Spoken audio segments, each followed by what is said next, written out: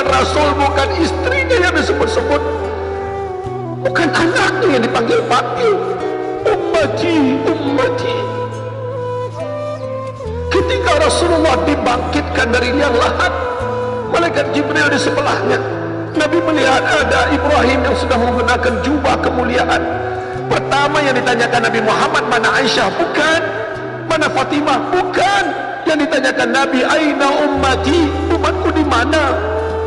Ya Allah.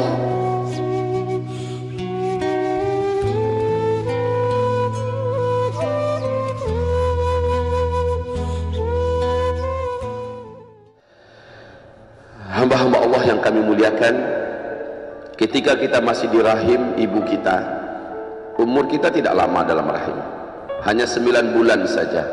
Tempatnya sempit, ruangannya kecil, gelap. Lalu dengan izin Allah, kita pun terlahir ke muka bumi. Mulailah kita mendapatkan alam yang sedikit lapang ini, dan kita diberi oleh Allah rentang waktu yang standar adalah, kata Rasulullah, antara 60 sampai 70 tahun. Sedikit saja di antara umat Nabi yang umurnya bisa lebih dari itu.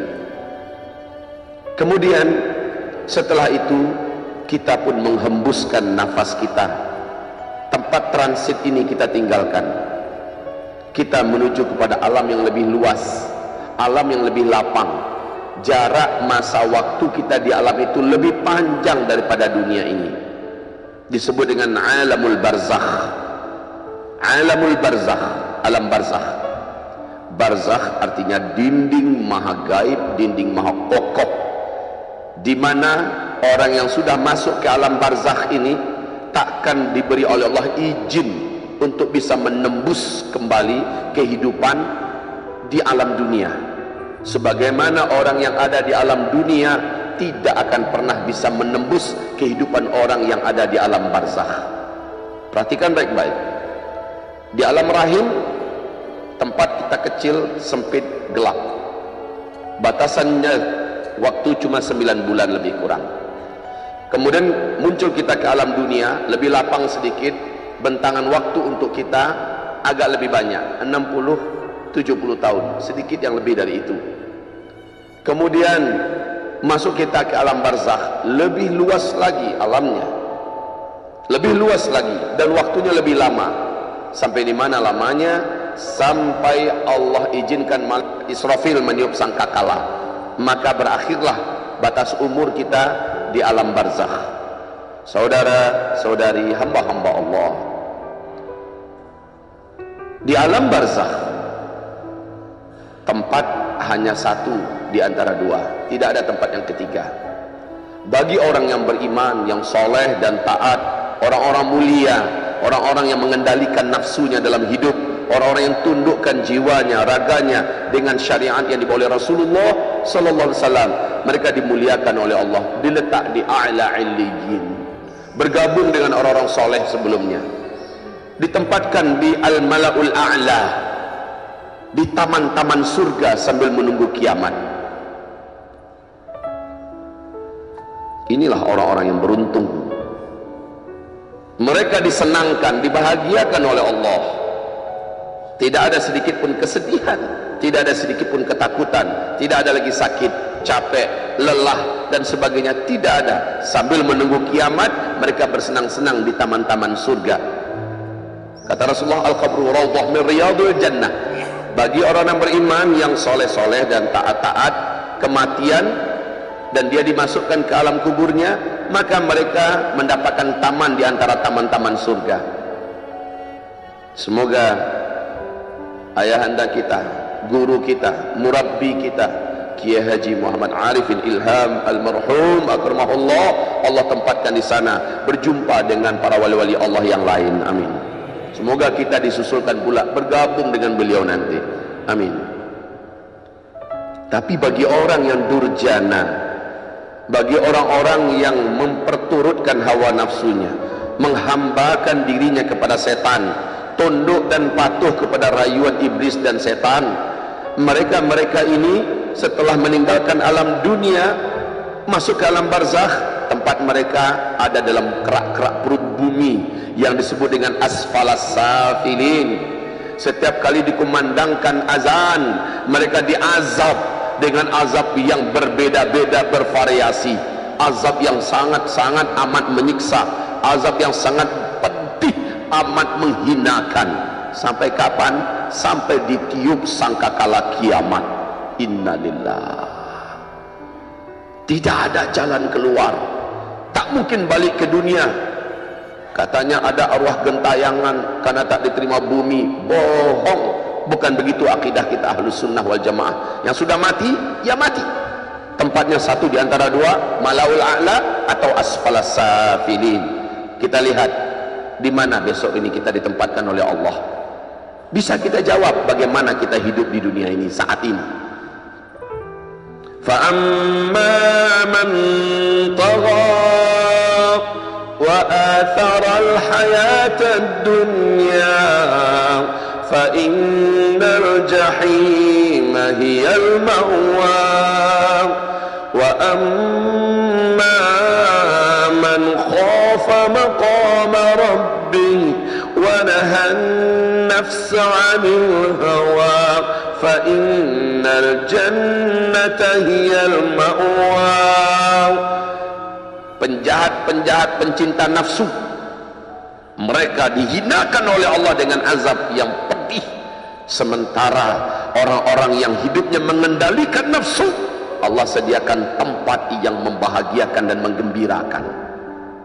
Saudara-saudaraku, hamba-hamba Allah, setelah sangkakala ditiup, semua yang pernah ada di alam semesta Allah musnahkan kembali. Kullu man 'alaiha fan. Seluruh yang ada di alam semesta Allah musnahkan. Ayabqa wajhu rabbika dzul jalali wal ikram. Yang tetap ada hanyalah wajah Allah yang maha mulia. Musnah seluruhnya. Dan kita tidak tahu di mana diletakkan saat itu oleh Allah. Jarak antara sangkakala 1 dengan sangkakala 2 kata Rasulullah ada 40. Abu Hurairah berkata, saya tak tahu 40 itu 40 apa? 40 hari, 40 jam, 40 minggu, 40 bulan, 40 tahun, 40 dekade, 40 abad, saya tak tahu, kata Abu Hurairah. Karena Rasul pun tidak menjelaskan 40 apa, jarak antara sangkakala 1 dengan sangkakala 2. Ketika sangkakala yang kedua ditiupkan, maka Allah telah menciptakan bumi yang baru, bukan lagi seperti bumi ini. Langit yang baru, bukan lagi langit yang ada sekarang. Yauma tubaddalul ardu ghairal ard was samawat. Allah ciptakan bumi yang baru, bukan lagi bumi yang lama, dan langit yang baru bukan lagi langit yang lama. Matahari yang baru bukan lagi matahari yang lama. Semua yang namanya jin dan manusia yang pernah hidup Allah bangkitkan kembali. Yauma yakhrujuna minal ajdathi sira'a ka'annahum ila nusubin yufidun. Bangkit dari kuburan masing-masing, telanjang bulat, tidak berkhitan, sebaya-sebaya, bangkit dan langsung tahu kemana mereka harus mengarah. Mereka berjalan seperti belalang-belalang yang bangkit, kemudian mereka meluncur ke satu tempat namanya padang mahsyar. Dan Rasulullah sudah menunggu di sana, di tempat Asy-Syaraful A'la, di tempat yang paling mulia, di anjungan yang maha mulia.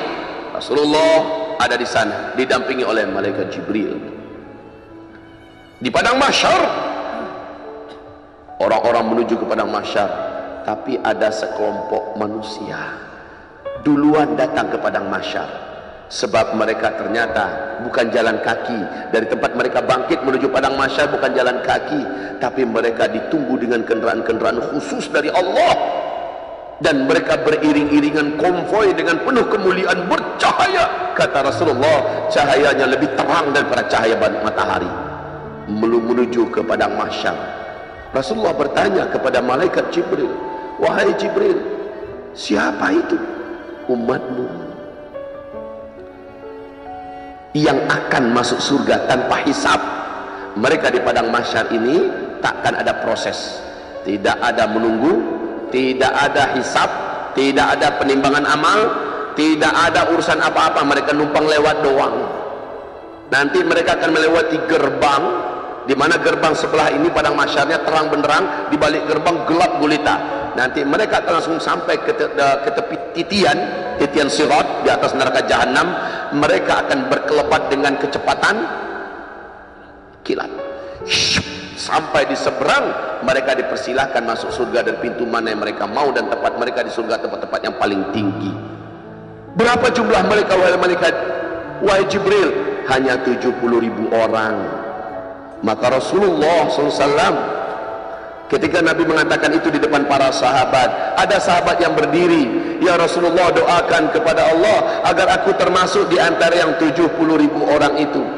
Maka Nabi mendoakannya agar yang bersangkutan masuk di antara yang 70.000 itu. Berdiri juga Abu Bakar As-Siddiq, ya Rasul, saya juga mau, doakan saya agar saya termasuk di antara yang 70.000 itu. Kata Rasulullah, sayang, kaplingan yang dikasih oleh Allah untuk saya mendoakan orang cuma dikasih satu, dan kamu sudah didahului oleh temanmu tadi. Hai Abu Bakar, kamu usahakan sendiri. 70.000 orang. Lalu kata Rasulullah, aku sujud nanti kepada Allah dengan sujud yang lama dan panjang. Lalu Allah berkata, ya Muhammad, irfa' ra'sak, angkat kepalamu, doalah, aku kasih hai Muhammad. Maka Nabi berdoa, ya Allah, umatku banyak yang soleh-soleh, yang taat-taat, yang mulia-mulia, tambahkan ya Rabb. Maka Allah berfirman, aku tambahkan. Setiap 1.000 orang dari 70.000 itu membawa 70.000 yang lainnya. Maka peluang kita jadi terbuka. Kalau hanya 70.000 saja, dijamin nggak ada peluang kita sama sekali. Jumlah para sahabat saja ketika Nabi meninggal dunia lebih dari 114.000 orang. Sementara kata Rasul, imannya para sahabat dibandingkan dengan iman kita tidak ada apa-apanya iman kita. Seandainya kamu punya iman, di mana iman kamu itu sampai ke tingkat emas 1 gunung Uhud, kamu wakafkan, kamu infakkan untuk agama Allah Subhanahu wa taala, iman yang kamu miliki yang sampai berani kamu infakkan begitu hartamu, belum mampu menandingi seujung kuku iman para sahabat, kata Nabi. Sementara sahabat Nabi ketika Nabi meninggal jumlahnya sudah lebih dari 114.000 orang. Berarti kalau hanya 70.000 orang, kita tak punya kesempatan dan peluang masuk surga tanpa hisab. Maka kaum muslimin, aku berdoa lagi, dan berdoa Rasulullah, setiap 1.000 orang membawa 70.000 yang lain. Kalau kita kali-kalikan, maka hasilnya adalah 4.900.000 orang. Ada peluang kita. Kemudian kaum muslimin, aku sujud lagi, kata Rasul. Tak puas Rasulullah, aku sujud lagi. Lalu Allah berfirman, angkat kepalamu, mintalah apa yang ingin kau minta. Rasulullah berkata, ya Rabb zid, aku rasa itu masih belum ya Allah, belum cukup, tambahkan. Ya Allah, cintanya Rasul pada kita ya Allah. Kaum muslimin, menjelang meninggal Rasul bukan istrinya yang disebut-sebut, bukan anaknya yang dipanggil-panggil, ummati, ummati. Ketika Rasulullah dibangkitkan dari liang lahat, malaikat Jibril di sebelahnya, Nabi melihat ada Ibrahim yang sudah menggunakan jubah kemuliaan. Pertama yang ditanyakan Nabi Muhammad, mana Aisyah? Bukan. Mana Fatimah? Bukan. Yang ditanyakan Nabi, aina ummati, umatku di mana? Ya Allah, padahal Nabi kalau sudah bangkit itu bisa langsung masuk surga Firdaus, tempatnya sudah ada, tapi tidak. Nabi ingin saksikan dulu umatnya di padang mahsyar. Dia tunggu umatnya di padang mahsyar. Ketika dia lihat 70.000 orang datang, Nabi tak puas. Nabi minta pada Allah, kita yang didengarnya, kita yang diperhatikannya. Ya Allah, maka layakkah kita tidak mencintainya? Sangat tidak pantas. Saudara-saudaraku, hamba-hamba Allah. Lalu Allah berkata kepada Nabi Muhammad, ya Muhammad, aku tambahkan. Fahthu thalatha hathayat, ciduklah oleh engkau 3 kali cidukan, wala ziyadah, tak boleh lagi minta tambah. Saya tak tahu maksudnya 3 kali cidukan itu apa. Apakah yang 4.900.000 itu dikalikan 3 atau apa, bagaimana, saya tidak bisa menjelaskannya. Para ulama ahli hadis tidak ada yang merincinya seperti itu. Maka cukuplah kita imani, ciduklah 3 kali cidukan. Apa maksudnya, serahkan pada Allah Subhanahu wa taala. Setelah itu kaum muslimin yang kami muliakan, masuklah orang-orang ini ke dalam surga tanpa hisab, yang jumlahnya 4.900.000 dengan 3 kali cidukan tambahan. Ibadah Allah yang kami muliakan, ketika seluruh manusia sampai di padang mahsyar, orang kafir langsung dihalau menuju neraka jahanam. Setelah mereka melihat bahwa masa yang panjang 50.000 sanah, 50.000 tahun, orang-orang kafir sudah tahu bahwa mereka tidak akan pernah selamat. Lalu mereka meminta, saking susahnya, merananya, menderitanya, tegangnya, lelahnya, panasnya di padang mahsyar, mereka minta, ya Allah, segera masukkan kami ke neraka. Mereka fikir neraka lebih enak daripada padang mahsyar. Mereka dihalau ke neraka jahanam. Orang kafir tidak akan ditimbang amalannya. Ayat yang dibaca oleh imam kita tadi, perhatikan.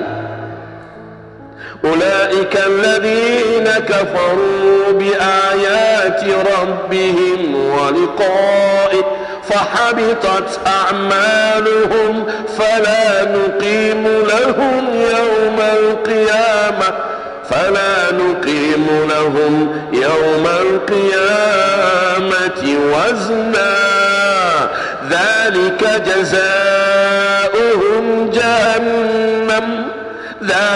جزاؤهم جهنم بما كفروا واتخذوا آياتي ورسلي هزوا.